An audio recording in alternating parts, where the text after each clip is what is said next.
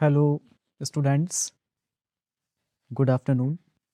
This is Dr. Ankur Srivastav, and I'm going to teach you the environmental perspectives of social work subject of our fourth semester.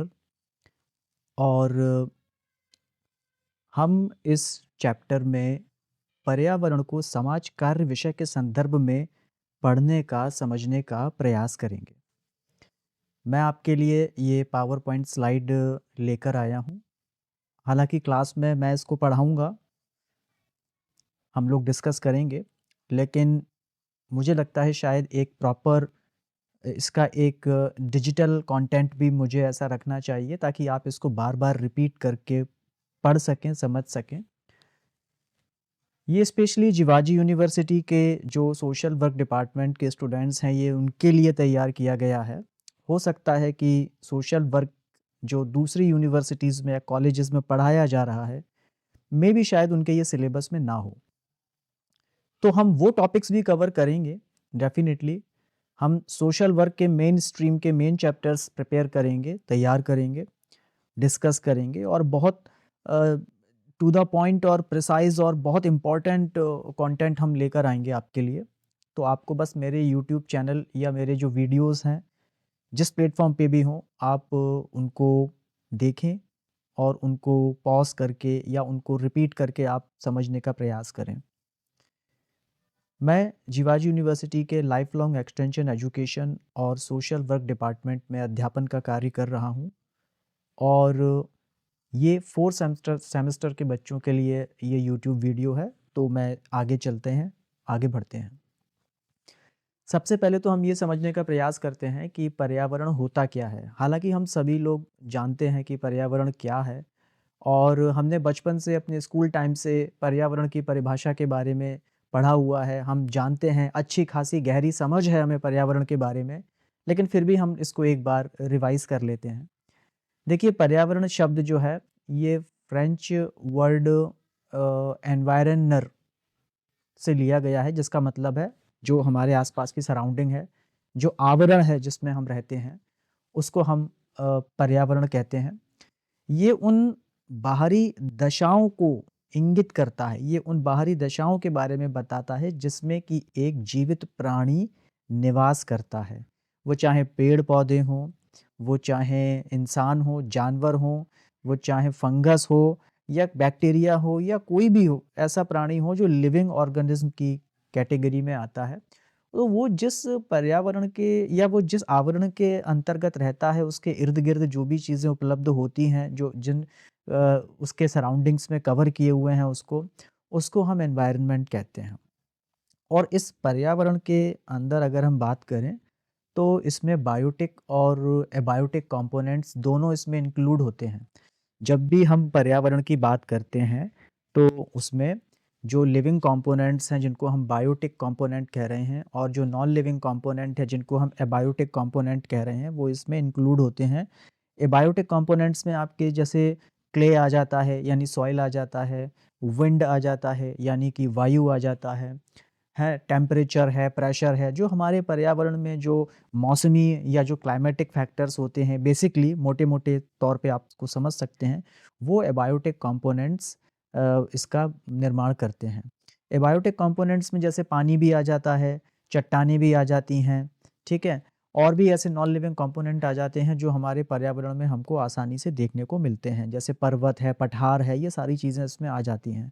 और निश्चित रूप से ये किसी पर्यावरण की दशाओं को प्रभावित करती हैं या दशाओं का निर्माण करती हैं।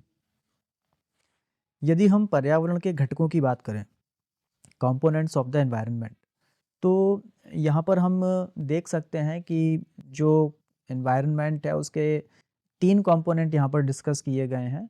वैसे तो 2 हैं, कई किताबों में आपको 2 भी मिल जाएँगे, कई किताबों में आपको 6 भी मिल जाएँगे, डिपेंड करता है कि पर्टिकुलर राइटर ने, ऑथर ने क्या कंसीडर किया है। लेकिन हम अगर नॉर्मली एक इंसान के नज़रिए से देखें तो यहाँ पे 3 प्रकार के एनवायरनमेंट हो सकते हैं। पहला है नेचुरल एनवायरनमेंट, ठीक है?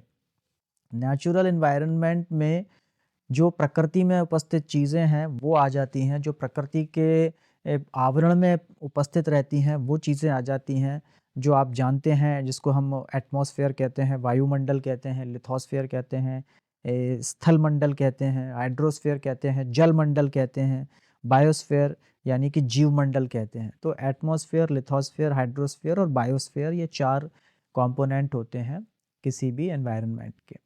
ठीक है।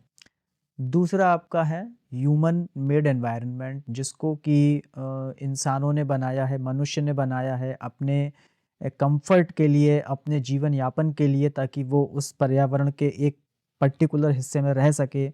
तो उसमें क्या-क्या चीज़ें आ जाती हैं जो प्रकृति ने नहीं बनाई हैं और जो इंसान ने बनाई हैं, उनको डिज़ाइन किया है। जैसे शहर आ जाते हैं, सिटीज़ आ जाती हैं, मेट्रोपॉलिटन सिटीज़ आ जाती हैं, इंफ्रास्ट्रक्चर्स आ जाते हैं, आपके जो भी उद्योग धंधे से लगाए हुए हैं वो आ जाते हैं, कुछ टेक्नोलॉजीज़ आ जाती हैं, ठीक है ना? आप सभी जानते हैं टेक्नोलॉजीज़, जैसे आपके ऑटोमोबाइल सेक्टर है, इंफॉर्मेशन टेक्नोलॉजी सेक्टर है, आर्टिफ़िशियल इंटेलिजेंस है, उसका जो सेटअप तैयार करते हैं वो इंसान तैयार करता है। उसका अपना एक पर्टिकुलर एटमॉस्फेयर या जिसे बोलते हैं, उसका एक अपना एक अलग ही इकोसिस्टम होते हैं। इसके बारे में हम चर्चा करेंगे डिटेल से।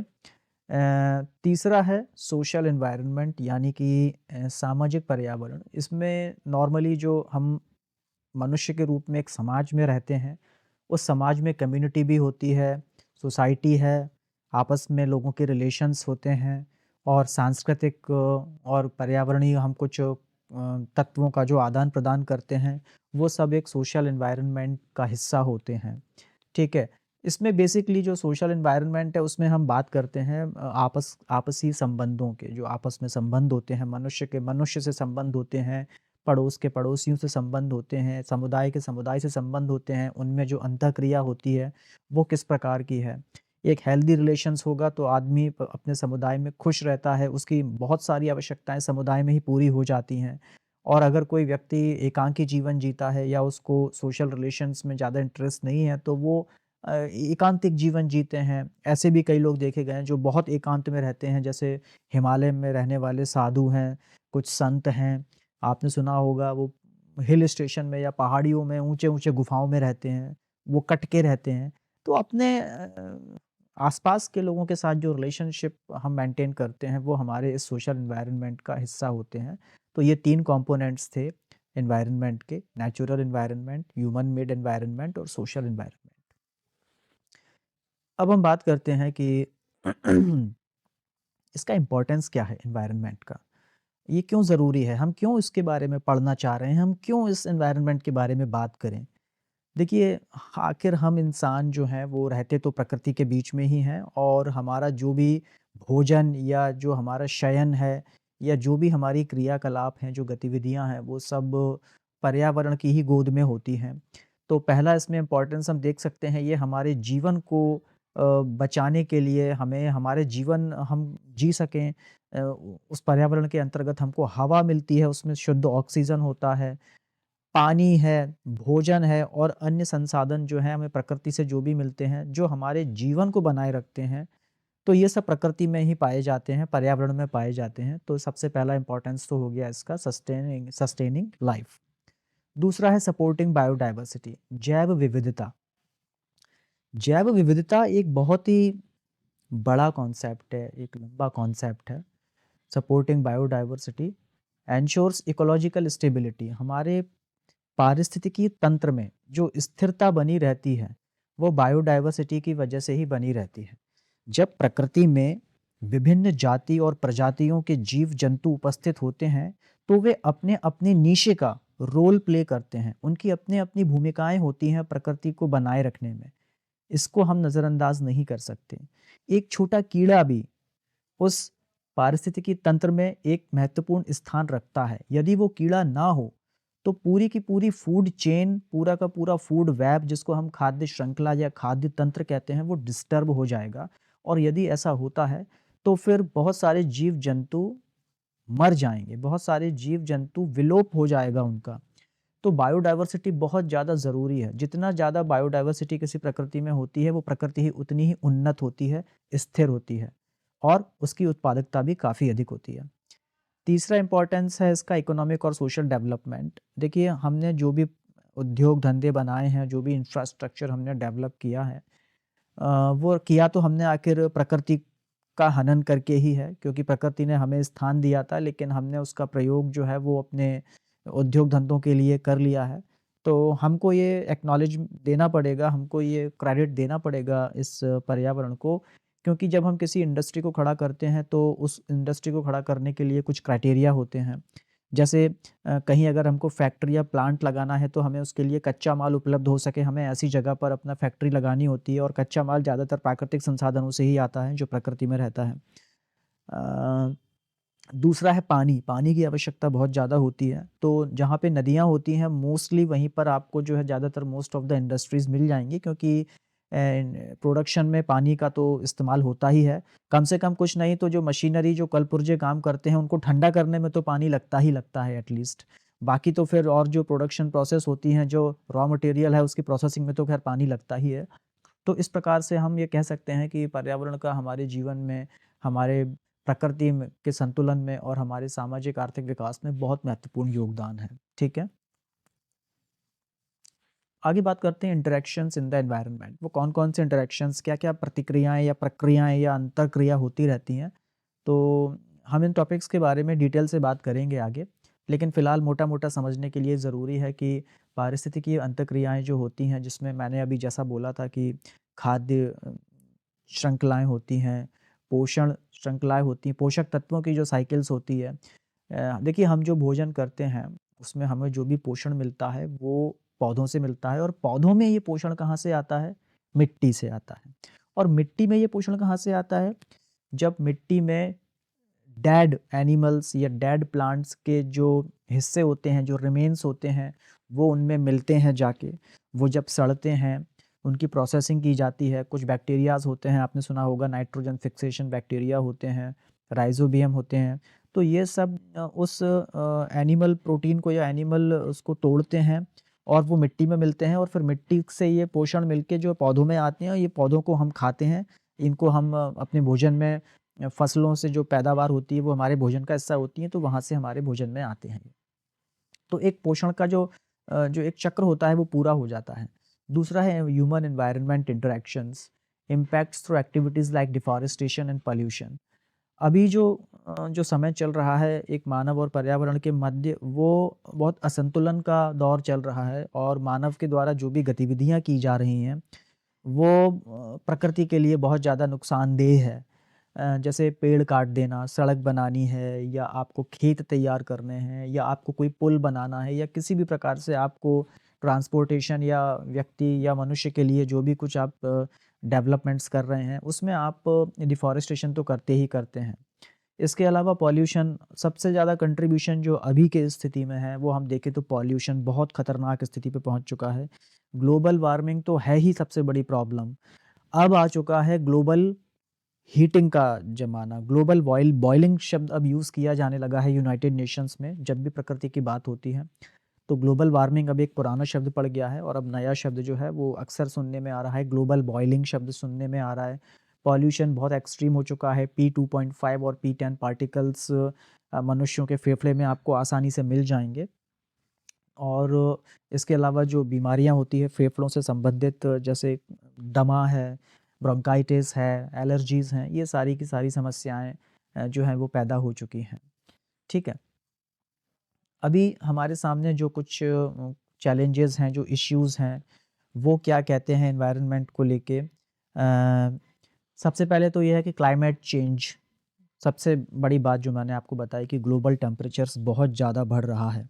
आज के न्यूज़पेपर को अगर आप देखें तो उसमें साफ-साफ लिखा हुआ है कि 1901 से लेके 2024 तक के दरमियाँ जो हम टेम्परेचर राइज़ का अगर हम एक चार्ट तैयार करें तो वो यूँ इंक्लाइंड में जा रहा है, और पिछले 10 सालों में यानी 1 दशक में तो टेम्परेचर 0.65 डिग्री सेंटीग्रेड बढ़ चुका है। और इस बार 2024 में तो सबसे ज़्यादा परेशानी जुलाई, अगस्त, सितंबर के महीने में महसूस की जा चुकी है। पॉल्यूशन की यदि बात करें तो हमारे सामने पॉल्यूशन एक बहुत बड़ी समस्या है। एयर, वाटर और सॉइल कंटैमिनेशन तो है ही, लेकिन इसके अलावा noise pollution, thermal pollution, nuclear pollution तक अब हमको देखने को मिलता है। तीसरा है डिफॉरेस्टेशन, सबसे बड़ा चैलेंज है। इतना कुछ करने के बाद भी यूनाइटेड नेशंस और पूरे वर्ल्ड्स की कंट्रीज़ मीटिंग्स करती हैं, शिखर सम्मेलन होते हैं, समिट्स होते हैं, सीओपीज़ होते हैं, बट फिर भी अभी तक हम डिफॉरेस्टेशन को रोक नहीं पा रहे हैं। कई बार कुछ ऐसी घटनाएँ डिफॉरेस्टेशन की घटित होती हैं जो रिपोर्ट नहीं होती हैं।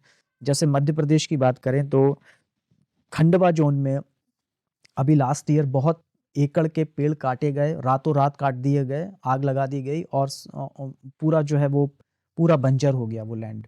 जहाँ पर आपके हरियाली कभी हुआ करती थी, आज वहाँ पर जो है बहुत सूखा-सूखा सा देखने को मिल सकता है। अगर आप कभी खंडवा जाएँ तो आपको वहाँ देखने को मिलेगा। रिसोर्स डिप्लीशन, जो हमारे प्राकृतिक संसाधन हैं, जो हमने बताए हैं, पेड़, पौधे, खनिज, पानी, ये सब चीज़ें, इनका इतना ज़्यादा अत्यधिक दोहन हो रहा है कि ये अब ख़त्म होने की कगार पर आ गए हैं। हमारे जनसंख्या जो पृथ्वी पर उपस्थित है और हमारी पृथ्वी में उपस्थित जो कुल प्राकृतिक संसाधन हैं, उसमें बहुत बड़ा अंतर देखने को मिल रहा है। अब हमारे खाने में, अब हमारी थाली में अगर आप सोचें कि आपको प्रचुर मात्रा में पोषण और बहुत शुद्ध भोजन मिलेगा, तो ऐसा बिल्कुल भी नहीं है। हमारे भोजन में भी आप देखें तो बहुत मिलावट होने लगी है, क्योंकि हमारे रिसोर्सेज़ ही उतने नहीं हैं। तो उसको कंपनसेट करने के लिए हम क्या करेंगे? भई ज़ाहिर-सी बात है, हम उसके विकल्प ढूँढेंगे। हम उन चीज़ में मिलावट करनी पड़ेगी हमको, क्योंकि हमें उसकी भरपाई तो करनी ही है। तो अब ये जाने-अनजाने में जो भी कुछ है, पर ये रिसोर्स डिप्लीशन हमारे लिए बहुत बड़ी समस्या खड़ी कर रहा है। इसके अलावा सबसे लास्ट पॉइंट इम्पोर्टेंट है, लॉस ऑफ बायोडायवर्सिटी बहुत ज़्यादा हो रही है। पिछले कुछ दशकों में कई जानवरों की ऐसी प्रजातियाँ हैं, कई पशु-पक्षियों की ऐसी प्रजातियाँ हैं, जिनकी संख्या बहुत ज़्यादा कम हो चुकी है, जो विलुप्ति की कगार पर हैं। जो रेड डाटा बुक होता है CURN का, वो तो कई प्रजातियों को ये मान के चल रहा है कि ये पिछले 1-2 साल में एक्सटिंक्ट हो जाएँगी, और बहुत सारी एक्सटिंक्ट हो भी चुकी हैं। ये इसलिए हो चुकी हैं क्योंकि इनका जो एग्ज़िस्टेंस है, जिन चीज़ों पे होता है, जो नेचुरल रिसोर्सेज़ इनको सर्वाइव करते हैं, वो रिसोर्सेज़ अब हैं ही नहीं हैं, तो फिर ये जिएँगे किस पे? इसलिए वो एक्सटिंक्ट हो चुके हैं। अब पर्यावरण के प्रति जो जागरूकता है, उसको हमको बढ़ाने या उसको प्रसारित करने की हमें आवश्यकता क्यों है? तो उसके पीछे का रीज़न ये है कि हमको उसके लिए एजुकेशन और सस्टेनेबल प्रैक्टिसेज़ हमको लानी है, ठीक है ना? क्योंकि सस्टेनेबल डेवलपमेंट को अगर हमको प्रैक्टिस में लाना है, अगर हम चाहते हैं कि भविष्य में आने वाली पीढ़ी, हमारे बच्चे प्राकृतिक संसाधनों का वही लाभ ले पाएँ जो हम ले पा रहे हैं, तो हमें बचा के चलना पड़ेगा अपने प्राकृतिक संसाधन को। हमें उनको प्रोलिफरेट करना होगा, हमें उनको डेवलप करना होगा, हमें उनकी केयर करनी होगी। हमें इस चीज़ को लेके लोगों को शिक्षित करना होगा कि वो जितना उपयोग में ला सकते हैं, उतना ही उपयोग में लाएँ, जितना वो खाना खा सकते हैं, उतना ही अपनी थाली में परोसें, और अत्यधिक वेस्टेज ना करें और प्रोटेक्ट करके चलें चीज़ों को। इसके अलावा कुछ कंज़र्वेशन पॉलिसीज़ हैं, हमें उसको रिफ़ाइन करने की बहुत ज़्यादा ज़रूरत है। आज भी हमारी पॉलिसीज़ अभी उतनी टू द पॉइंट या वर्किंग नहीं है, उतना रिज़ल्ट अच्छा नहीं दे पा रही हैं, जितना कि उनको देना चाहिए। अगर हम बात करें हमारे भारत में, अभी श्योपुर में, मध्य प्रदेश में पालपुर कूनों की यदि हम बात करें, तो वहाँ नामीबिया से चीते लाए गए हैं। लेकिन आप देख रहे हैं कि शुरुआत में इन चीतों को सर्वाइव करने में बहुत प्रॉब्लम हो रही थी। कई चीते इसमें मर भी गए, लगभग शायद 8 चीते मर गए थे। लेकिन अब वो धीरे-धीरे करके उनमें ग्रोथ हो रही है, कई चीतों के बच्चे पैदा हो रहे हैं, और उनको पूरा कंज़र्वेशन किया जा रहा है, उनको प्रोटेक्ट किया जा रहा है, ताकि उनकी संख्या मेंटेन हो सके। तो इस प्रकार से भी हमको कुछ पॉलिसीज़ हमको रिफ़ाइन करने की ज़रूरत है। और सबसे बड़ी बात ये है कि हमको इसमें कम्युनिटी पार्टिसिपेशन लाना पड़ेगा। हमको समुदाय को साथ में लाना पड़ेगा, क्योंकि केवल गवर्नमेंट इसके लिए ज़िम्मेदार नहीं है। हर काम के लिए, हर सफ़रिंग के लिए, दुनिया में हर चीज़ के लिए केवल गवर्नमेंट के भरोसे रहना, या गवर्नमेंट ही उस चीज़ को एक्ज़ीक्यूट करेगी या हमारे लिए लाके रखेगी या हमारे फ़ायदे की बात करेगी, ऐसा नहीं होता। ताली दोनों हाथ से बजती है। हमें कम्युनिटी पार्टिसिपेशन को मेंटेन करना होगा, चाहे लोगों का इसमें इंटरेस्ट हो या नहीं हो, क्योंकि ये चीज़ बहुत ज़्यादा ज़रूरी है। बात पर्यावरण की है। पर्यावरण में ही वो संसाधन उपलब्ध हैं जो किसी समुदाय को बनाए रखते हैं, जीवित बनाए रखते हैं। इसलिए हमको समुदाय के लोगों को अवेयर करना होगा, और हमें उनको पार्टिसिपेट कराना होगा। सस्टेनेबल डेवलपमेंट की इस क्षेत्र में क्या भूमिका हो सकती है? सबसे पहले तो पर्यावरण की सुरक्षा और आर्थिक विकास, इसके बीच में बैलेंस हमको तालमेल बिठाना है। ये बहुत ज़्यादा ज़रूरी है, क्योंकि अभी तक हमने जो भी इकोनॉमिक ग्रोथ की है उस पे हमने डिस्ट्रक्शन बहुत ज़्यादा कर दिया है, प्रोटेक्शन कम किया है। But now the time has changed, we need to work on balancing the economic growth with environmental protection. ठीक। Next is green technologies and renewable energy. निश्चित रूप से आप देख पा रहे होंगे बहुत सारे लोग अवेयर हो रहे हैं। कई लोगों के घर में, बिल्डिंग्स में, ऑफिसेज में, हॉस्पिटल्स में, कंपनीज की बिल्डिंग्स में मैं देख रहा हूँ कि उन्होंने सोलर पैनल्स लगाना शुरू कर दिए हैं। सोलर पैनल्स लगे हुए हैं। इवन हमारे ग्वालियर का जो कलेक्ट्रेट ऑफिस है उसमें भी सोलर पैनल्स लगा हुआ है। ठीक है। हम ग्रीन टेक्नोलॉजी की ओर बढ़ रहे हैं, हमें बढ़ना भी चाहिए ग्रीन टेक्नोलॉजी की ओर। अगर हमको एनर्जी कंजर्व करनी है, सस्टेनेबल डेवलपमेंट की बात करनी है, उसको फॉलो करना है, तो we should internalise to use the green technologies and renewable energy. Next is reducing ecological footprint through collective efforts. Ecological footprints मतलब हम जो भी अपना प्रोडक्शन कर रहे हैं पर्यावरण में, वो कहीं ना कहीं नेगेटिव इम्पैक्ट क्रिएट करती है पर्यावरण में। ठीक है ना। जैसे मान लीजिए हम प्लास्टिक बनाते हैं, तो प्लास्टिक को जब डंप करते हैं तो फिर उसका क्या। ठीक है। हम कोई भी मटेरियल यूज़ करते हैं, मशीनरी यूज़ करते हैं, फिर उसको हम डंप कर देते हैं, यूज़ करने के बाद में फेंक देते हैं पर्यावरण में, उसका क्या। पॉलीथीन वगैरह आज भी यूज़ कर रहे हैं लोग बाग, जब उसको घर से यूज़ करने के बाद फेंक दिया जाता है डिब्बों में लेके, तो कचरे वाले जो ट्रक वाले आते हैं, उनके मिनी ट्रक आते हैं, वो एक जगह डंप कर देते हैं, उसका क्या। तो हमको इस प्रकार से इन फुटप्रिंट्स को कंट्रोल करना होगा ताकि पर्यावरण सुरक्षित रह सके। वी कैन कंक्लूड दैट पर्यावरण हमारी ज़िंदगी का आधार है और हम पर्यावरण में ही पैदा हुए हैं और पर्यावरण में ही मरेंगे। ठीक है। इसमें कोई डाउट नहीं है। हम प्रकृति से आए हैं और प्रकृति में ही हमारा जाना होगा। प्रकृति में ही हमारे पूर्वज रहे हैं और इस प्रकृति में ही हमारे आगे आने वाली पीढ़ी रहेगी। इसलिए इस प्रकृति के महत्व को हमको समझना बहुत ज़्यादा ज़रूरी है। इसको प्रोटेक्ट करना बहुत ज़्यादा ज़रूरी है। प्रकृति एक ऐसी चीज़ है कि जो अगर किसी गरीब इंसान के फ़ेवर में काम कर रही है, तो वो अगर नहीं भी कमाए ना, तो वो अपनी लाइफ़ को आराम से जी सकता है। अगर एक आदमी एक छोटी-सी ज़मीन में 4 पेड़ उगा ले फल के, थोड़ा-सा गार्डनिंग कर ले, ठीक है? और थोड़ा-सा जिसे बोलते हैं 2 या 3 रूम्स का अपना घर बना ले, तो मुझे लगता है 2 बीघा ज़मीन एक इंसान के लिए पर्याप्त है। वो बिना कमाए, बिना किसी नौकरी किए हुए सस्टेन कर सकता है और कई लोग कर भी रहे हैं। कई लोग अपने उगाए हुए पेड़, अपने उगाई हुई फसलों को ही भोजन के रूप में ग्रहण करते हैं और फिर उनके जो बीज निकलते हैं उसको दोबारा उगा देते हैं। तो यहाँ उनको कुछ करने की ज़रूरत ही नहीं है। बाकी टेक्नोलॉजी के साथ में जो लोग आगे बढ़ रहे हैं, आजकल सोशल मीडिया पे भी देखने को मिल रहा है, कई लोग अपनी गवर्नमेंट जॉब छोड़ देते हैं, कई लोग विदेश से नौकरी छोड़ के यहाँ देश में आके बस रहे हैं, गाँव में आ रहे हैं टेक्नोलॉजी लेके और खेतों में अच्छा खासा प्रोडक्शन कर रहे हैं। कोई सेरीकल्चर कर रहा है, कोई शहद उत्पादन कर रहा है, कोई रेशम उत्पादन कर रहा है। उन्हें कहीं बाहर जाने की ज़रूरत नहीं है, दे आर सेल्फ डिपेंड और उससे पर्यावरण को भी कोई नुकसान नहीं पहुँच रहा। इसके अलावा एक खुशनुमा एक सह-अस्तित्व बनाने के लिए, हार्मोनियस कोएग्जिस्टेंस के लिए हमको सस्टेनेबल प्रैक्टिसेस को तो अपनाना ही चाहिए। हम जो भी चीज़ यूज़ करें, उसको लेने से पहले हमें ये पता होना चाहिए कि इसका फाइनल रिज़ल्ट क्या होगा और हम इसको फेंकेंगे कहाँ? यानी इसको यूज़ करने के बाद हमें इसका करना क्या है? आप कोई भी चीज़ जब मार्केट से लेने जाएँ, तो आप पहले ये ना सोचें कि ये मेरे काम आएगी। आप ये सोचिए कि काम आने के बाद मैं इसका क्या करूँगा? वो क्या पर्यावरण को नुकसान पहुँचा सकता है? क्या उसको हम बायोडिग्रेड कर सकते हैं? क्या ये पर्यावरण में मिलके पर्यावरण के लिए हेल्दी होगा?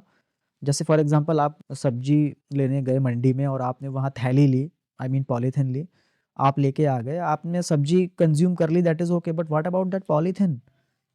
वो तो डिग्रेड नहीं होगी ना, उसको डिग्रेड होने में आपको मालूम है कितना ईयर लगेगा? 500 ईयर्स एप्रॉक्सिमेट। एक साइंटिफिक स्टडी में ये पाया गया है कि एक पन्नी को डिजेनरेट होने में 500 ईयर्स लगते हैं कंप्लीटली। तो आप सोचिए ये 500 साल तक पन्नियाँ एग्ज़िस्ट करती हैं अपने मैन्युफैक्चरिंग के बाद भी। तो this is very negative thing. तो हमको कोई भी मटेरियल यूज़ करना है, वो आप सोच समझ के करें। प्रकृति से ले रहे हैं तो प्रकृति को वापस मिल जाए, ये सोच के अगर आप करेंगे तो आप बेटर सस्टेनेबल प्रैक्टिस अडॉप्ट कर पाएंगे। तो ये आज के टॉपिक के कुछ की पॉइंट्स थे जो मैंने आपसे डिस्कस किए। ये केवल हमारे पहली यूनिट का पहले चैप्टर का पहला पार्ट था, सिर्फ इंट्रोडक्शन टू द एनवायरनमेंट। अब इसके टाइप्स कितने होते हैं या इसका कंपोनेंट्स क्या हैं, ये सारे डिटेल में हम बात करेंगे नेक्स्ट वीडियो में। तो आज के लिए अभी इतना ही। आई होप आपको ये वीडियो पसंद आया होगा और इसमें आपको ये समझने का प्रयास आपने किया होगा कि इसमें मेन चीज़ हमें क्या पढ़नी है। तो बेसिकली तो टॉपिक तो खैर छोटा सा है, introduction to the environment, but इसमें जो मेन चीज़ थी वो हमको थोड़ा सा इसके इर्द गिर्द कुछ पॉइंट्स को हमको समझना था, इसकी इम्पोर्टेंस को हमको समझना था, इसलिए हमने आज इस टॉपिक को थोड़ा सा डिस्कस किया है। ये मैं यूट्यूब पे इसको मैं अपलोड कर दूंगा और इसके नेक्स्ट वाले वीडियो भी आपको टाइम टू टाइम अपलोड किए जाएंगे, आप उनको देख सकते हैं। So thank you so much, God bless you.